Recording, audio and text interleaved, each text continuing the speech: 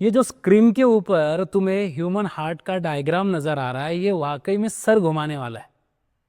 कौन सा पाइप किधर और कहाँ जा रहा है ये बच्चों को समझ में नहीं आता, और इससे ही बहुत ज्यादा कंफ्यूजन क्रिएट होता है। तो मैंने एक ट्रिक लगा के अपने हिसाब से उस कॉन्सेप्ट को अंडरस्टैंड करने के लिए ह्यूमन हार्ट और उससे निकलने वाली वेसल्स को बहुत आसानी से समझाया है। और आई होप तुमको भी ये बहुत आसान लगने वाला है, और इससे तुम्हारे भी पूरे के पूरे डाउट क्लियर हो जाएंगे ह्यूमन हार्ट को लेके।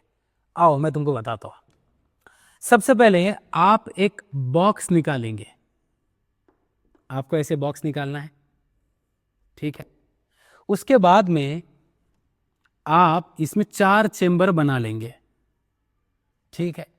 मतलब ये तो हो गया कि ह्यूमन हार्ट 4 चेंबर का होता है। फिर चारों चेंबर को हम नाम दे देंगे। सबसे पहले इधर की साइड है तो ये हमारा लेफ्ट एट्रियम, ये राइट एट्रियम, ये लेफ्ट वेंट्रिकल, ये राइट वेंट्रिकल। हो गए 4 चेंबर। उसके बाद में मैं यहाँ पे थोड़ा सा गैप रखूंगा, यहाँ पे और यहाँ पे, ठीक है। अब होता क्या है भाई, देखो दिल का काम कोई जज्बात वगैरह नहीं है कि मेरा दिल ये कह रहा है, मेरा दिल वो कह रहा है, दिल में प्यार, दिल में मोहब्बत, फला नाम का ढमका, ऐसा कुछ नहीं है। दिल का सिर्फ एक ही काम है, पंपिंग ऑफ ब्लड, खून को पंप करना है। जैसे घर पर हमारी मोटर होती है ना लगाई हुई, कि मोटर का बटन दबाया तो ही पानी पूरे घर में जाता है, ऊपर टैंक में जाता है। अगर मैं यहाँ पे कोई सुई चुभाऊं तो यहाँ से ब्लड निकलेगा। हमारी बॉडी किससे बनी? हमारी बॉडी बनी सेल से, और हर सेल को खाना चाहिए, और खाना किसमें है, न्यूट्रिशन किसमें है, ब्लड में। तो ब्लड हर जगह पहुंचना चाहिए, तो ब्लड को हर जगह पहुंचाने का काम हमारे हार्ट का है, इसलिए हम इसे पंपिंग ऑर्गन कहेंगे। अब सवाल ये पैदा होता है कि सर इतना तो आपने बता दिया, बाकी चीजें बताओ। बच्चों होता क्या है कि ये जो लेफ्ट एट्रियम या लेफ्ट ऑरिकल होता है, इसमें खून लाने वाला एक पाइप है, इधर भी खून लाने वाला एक पाइप है, यहां से खून बाहर लेके जाने वाला एक और पाइप है, और यहां से भी खून लेके जाने वाला एक और पाइप है। तो 4 पाइप हो गए यहां पे। सबसे पहले लेफ्ट साइड में होता है हमारा ऑक्सीजनेटेड ब्लड, मतलब ऐसा खून जिसमें ऑक्सीजन ज्यादा है, और राइट साइड में ऐसा खून होता है जिसमें CO2 ज्यादा है। इन शॉर्ट, राइट साइड में डीऑक्सीजनेटेड ब्लड और लेफ्ट साइड में ऑक्सीजनेटेड ब्लड। और मैं आपको एक और बात बता देता हूं, जिस खून की वेसल में, जिस भी ब्लड वेसल में ऑक्सीजनेटेड ब्लड ज्यादा होता है, वो खून की जो वेसल है, वो जो खून की नस है, वो लाल कलर की दिखती है, रेड कलर की। इसलिए अक्सर करके आर्टरीज का कलर रेड होता है। एक्सेप्शनल केस है उसमें पल्मोनरी आर्टरी, बट मैं ऐसे जनरलाइज बता दिया मैंने कि जिस ब्लड में ऑक्सीजन का लेवल ज्यादा होता है तो वो ब्लड वेसल रेड कलर की नजर आती है, और जिस ब्लड वेसल में CO2 वाला ब्लड ज्यादा होता है, और जिस ब्लड वेसल में CO2 वाला ब्लड ज्यादा होता है, वो ब्लड वेसल नजर आती है हमको ब्लू कलर की, नीले कलर की, ठीक है। इसलिए अक्सर करके वेन्स जो होती है हमारे बॉडी में, जो वेन्स दिखती है ना, ये वेन्स नीले कलर की क्यों होती है? क्योंकि इन नसों के अंदर CO2 वाला ब्लड ज्यादा है। ओके, अब यहां तक तो क्लियर कर दिया। सर लेफ्ट साइड में ऑक्सीजनेटेड ब्लड है, लेफ्ट एट्रियम में ऑक्सीजनेटेड ब्लड लाने वाला इस पाइप का नाम क्या है? तो बहुत आसान सा इसका नाम है, इसका नाम है पल्मोनरी वेन। और ये कहां से आया है ऑक्सीजनेटेड ब्लड?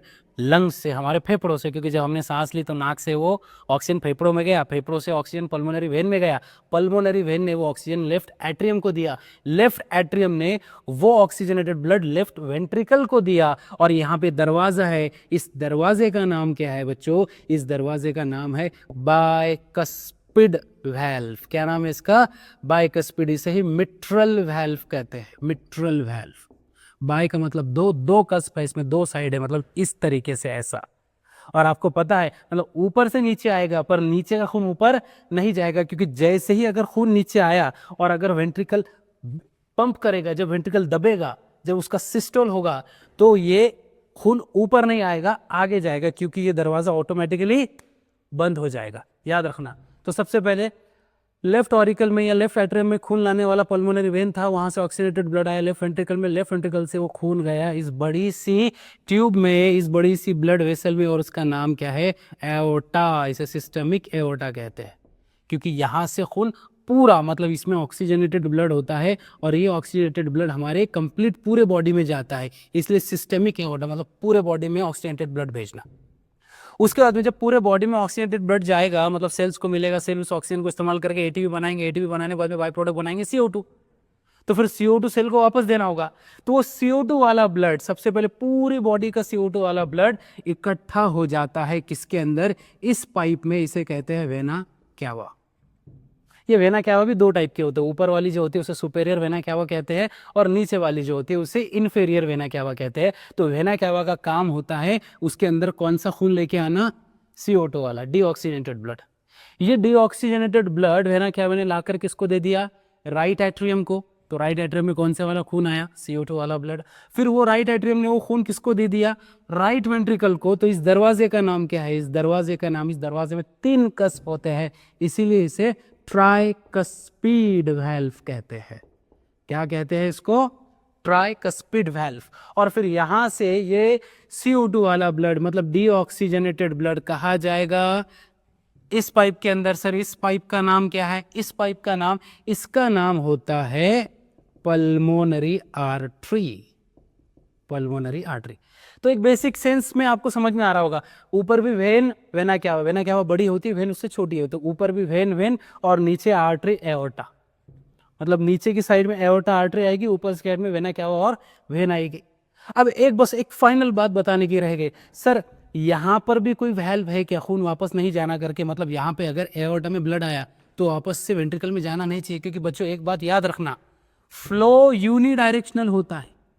मतलब एक बार देखो फ्लो की तरफ, मेरे हाथ की तरफ ध्यान देना, पल्मोनरी वेन ने O2 वाला ब्लड लाया, फिर इधर गया, इधर गया, इधर गया, पूरे बॉडी गया, फिर पूरे बॉडी से CO2 निकला, CO2 इधर आया वेना क्या हुआ में, फिर वो राइट ऑरिकल में, फिर राइट वेंट्रिकल में, फिर पल्मोनरी आर्टरी में और फिर लंग्स में, और लंग्स से फिर O2 इधर। मतलब आप देख रहे हो कि कहीं पर भी रास्ता टकरा रहा है क्या, नहीं, मतलब जो तरफ से गया उधर से वापस नहीं आया।